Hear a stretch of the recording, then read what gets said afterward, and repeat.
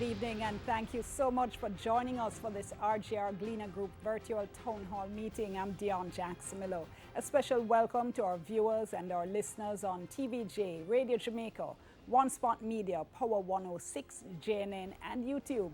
Tonight we're discussing the environmental impact assessment for proposed mining in the SML 173 area of the Cockpit country. Joining us in studio, we have coordinator for the Institute for Sustainable Development at the University of the West Indies, Dr. David Smith. Also with us, we have founder and director for the Jamaica Climate Change Youth Council, Eleanor Terrelong.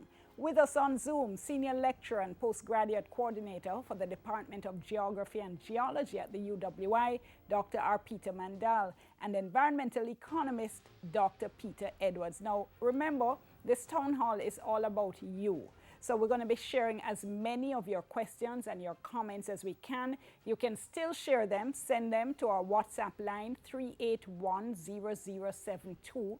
That's 3810072, or tweet us with the hashtag TVJ Town Hall.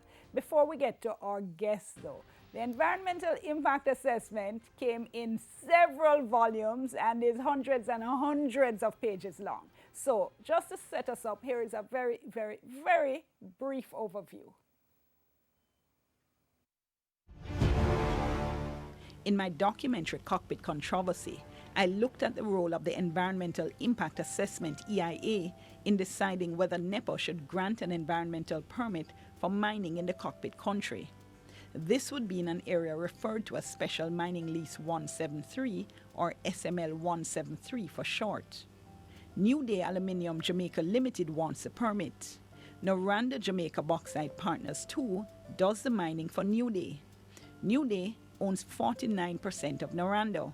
The government of Jamaica owns 51%.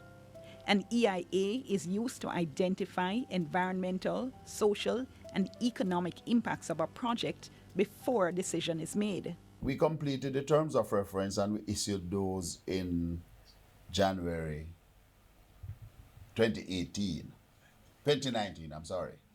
And yes, we did get the draft EIA report. That's about when you got that? We got the draft EIA report in July. I assigned a team, and we also circulate the draft to Forestry, the Jamaica National Heritage Trust, and the Water Resources Authority. And we got comments, and clearly the EIA report did not comply with the terms of reference. What was wrong with it? Deficit in a number of areas. Environmental consultants Conrad Douglas and Associates did the EIA. NEPA rejected the EIA 4 times in all before finally accepting this 5th version. Here's a summary of the findings. Water. No surface water features in the SML 173 area. Groundwater resources more than 100 meters below surface. Caves and sinkholes help carry water to the groundwater. Most of those caves will not be mined. It's highly improbable that water resources will be impacted by bauxite mining. Biological environment. Area characterized by forested hillocks and depressions with secondary growth from human activity. 35 species of trees, 5 endemic. 46 species of birds. 19 of Jamaica's 28 endemic birds. 9 species of bats in 3 caves. No sightings of the endangered and protected giant swallowtail butterfly or the water maho. Rehabilitation of mined-out areas in an adjoining area resulted in the restoration of the flora and fauna which supported pre-mining communities. Socio-economic environment. Some communities have high incidence of poverty. High level of electrification, poor access and reliability of piped water, substandard sanitation, communities aware of bauxite mining, more receptive. Communities not familiar with bauxite mining showed some reservation. Communities were receptive to the proposed project's employment opportunities. Impacts. Haul roads will cause at least temporary reversible loss of habitat. Very dry conditions will see potential for formation of fugitive dust. Mitigation. Haul roads will be properly maintained. Special emphasis on dust suppression. Natural drainage will be maintained as far as practicable. Silencers or mufflers will be properly fitted and maintained on construction equipment. Sensitive plants will be relocated. Environmental health and safety policies will be implemented. If settlements are impacted, Noranda will relocate and/or compensate. Intersections will be actively monitored and signs installed where necessary. Most hillocks will not be impacted. Community councils will be established. Most potential negative impacts are not high in intensity, magnitude, and duration and are reversible except changes in topography. State-of-the-art environmental monitoring, evaluation, and management methods will be used. Opportunities for water storage and agriculture will be considered. Recommendation that Noranda be granted an environmental permit for the SML 173 area. The report also states that the mining has the potential to earn about $150 million per year, and that Jamaica's immediate to medium social, economic, and sustainable development future is highly dependent on providing Noranda with the permits.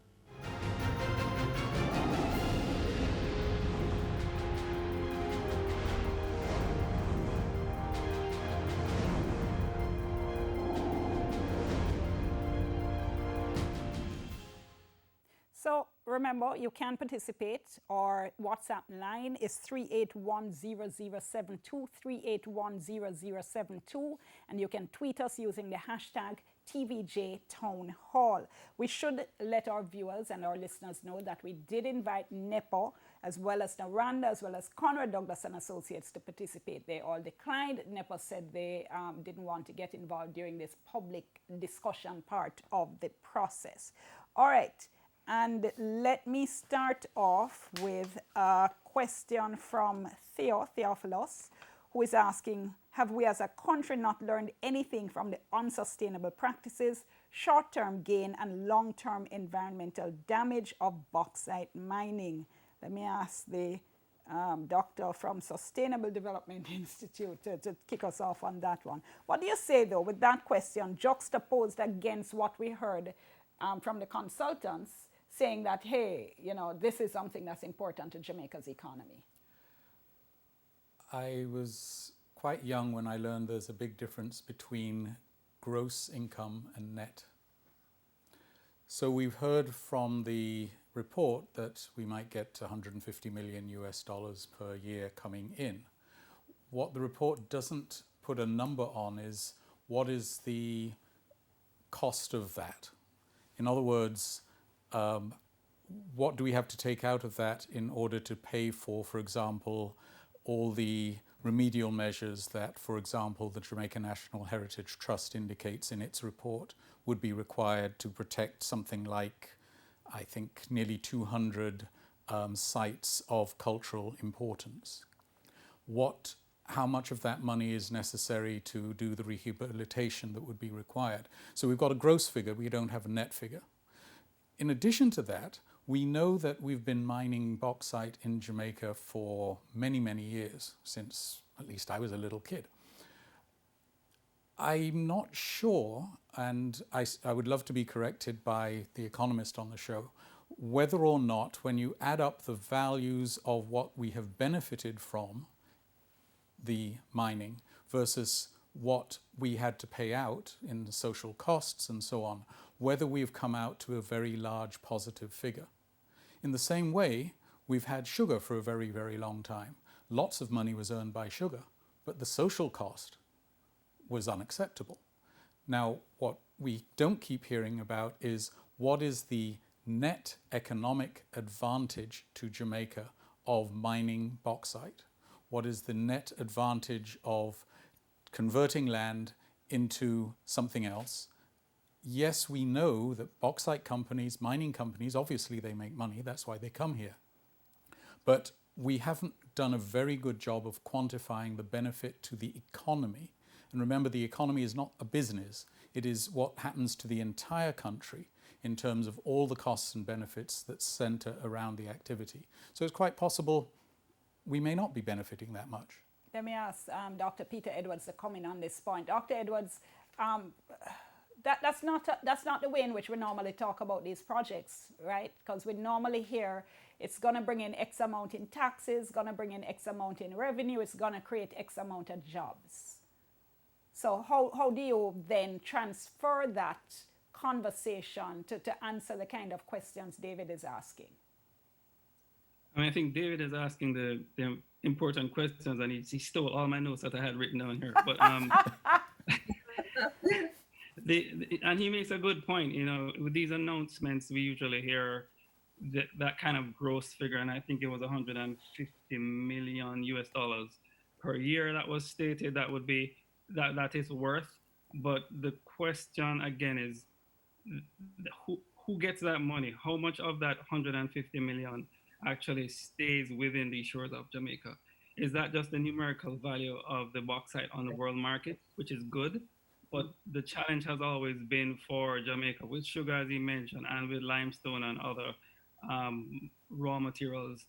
All of those costs that he mentioned that are usually unaccounted for, the environmental losses and real tangible things like damages to underground water, the issues of health and so on. And, perhaps our historical disadvantage by not being able to argue for good levy rates.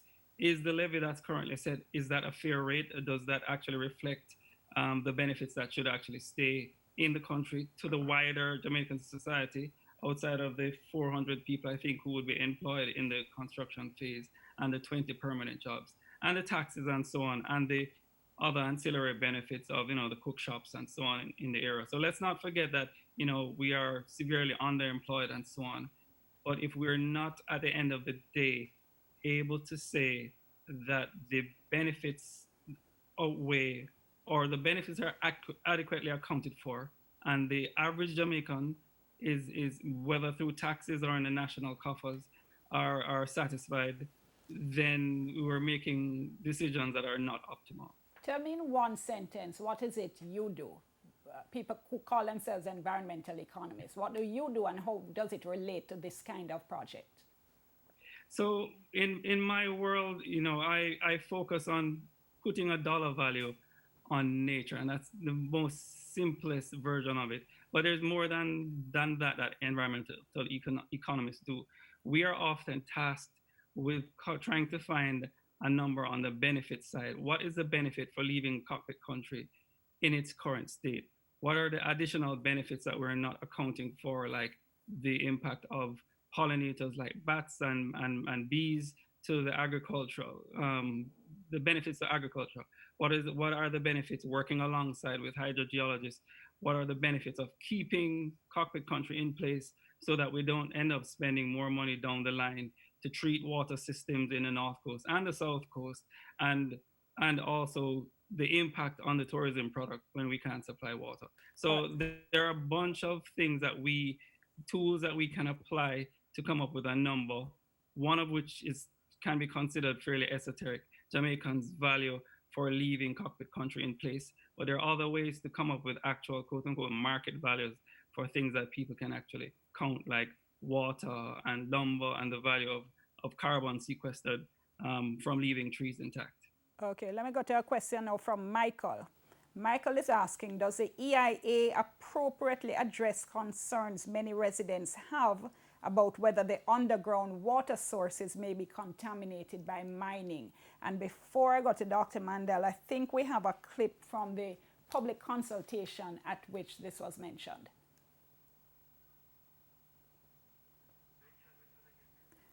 This was, and just to tell you, this was a consultation at which Conrad Douglas and Associates presented the EIA, their findings in the EIA, and this dealt with the issue of water.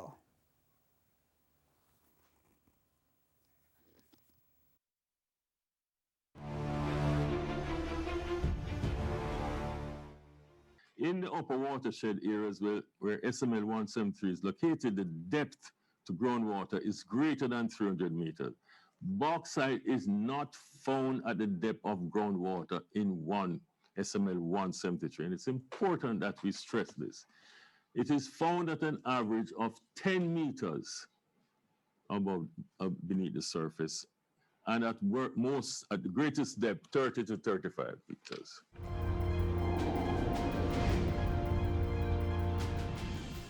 Okay, so that was in response to a question from Michael.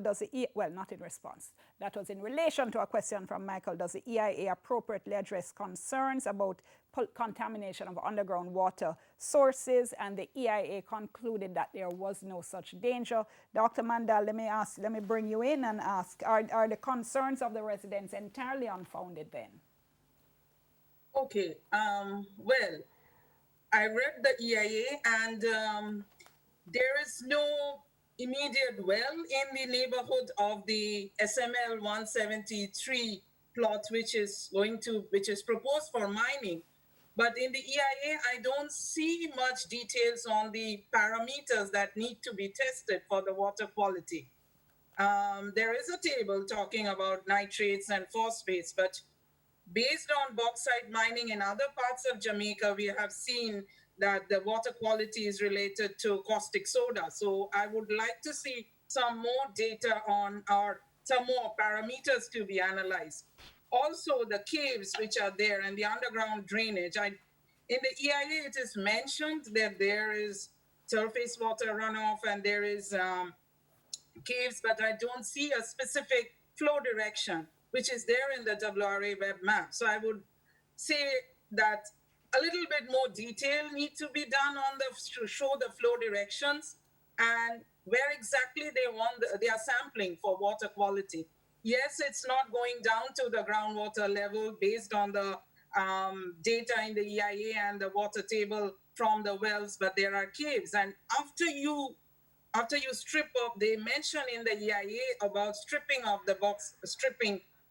But how far are they stripping? That is also my concern. That exact quantitative data is not present here. So are they going to go all the way down to the bedrock, or are they going to stick? So that's some specific figures I would like to see. Let me ask you though, because you mentioned, for instance, caustic soda as a parameter to be tested. One of the things that Naranda has been emphatic about saying, as well as the Water Resources Authority, is that a lot of the contamination that has taken place of Jamaica's water resources has come from processing of bauxite. And that in the mining per se, that you don't get that same level of contamination. It's when you have the processing to alumina that you get the red mud lakes, the contamination and so on. And they have been saying that there is no such concern when all you're talking about is the extraction. Do you agree with that? Well, yes, but still, well, maybe in this case, it may not be exactly so, but I would still like to see some more details on the parameters to be tested on. If at all they have tested any water quality existing at the moment, what is the water quality? Surface water, groundwater, whatever in the nearby. I don't see the pre-mining stage quality to say that, okay, post-mining, this will be the deterioration. Normally when a development or anything is proposed, we see a pre and a post. So I don't see specific data on the water quality from the streams, from the springs or caves or whatever sampling. Only data I see is the dye tracing. So that is a little bit, I'm not very clear about those details about the underground flow direction. Those are missing from the EIA. Right, I'm nearly at break, but Eleanor Terlong, do you want to come in and comment? Because the issue of water, I know, is one that a lot of the advocates have been concerned about. All right, so I'm also, as Dr. Mandel said, that's something I saw as well, and not just specific to the water, but the EIA is lacking a lot of specifics. So there are a lot of general comments, but the specifics that we'd be able to measure and track is not in the EIA. Water is very important, and I think as environmentalists, when we talk about protecting water, we also have to remember that water is used by people. So protecting the water quality is for the good of the Jamaican people. So it is not a case where we are saying that the SML 173 has to disrupt the groundwater. It's going to disrupt the groundwater. That's not the argument. It's just that the EIA didn't adequately address it, and something so important as water, would have loved to see a lot more specifics on it. All right, we're going to break. When we come back, we'll have more questions. We have so many questions here, trying to get through as many as we can. Remember, our hashtag is TVJ Townhall. Our WhatsApp number is 3810072. Soon come.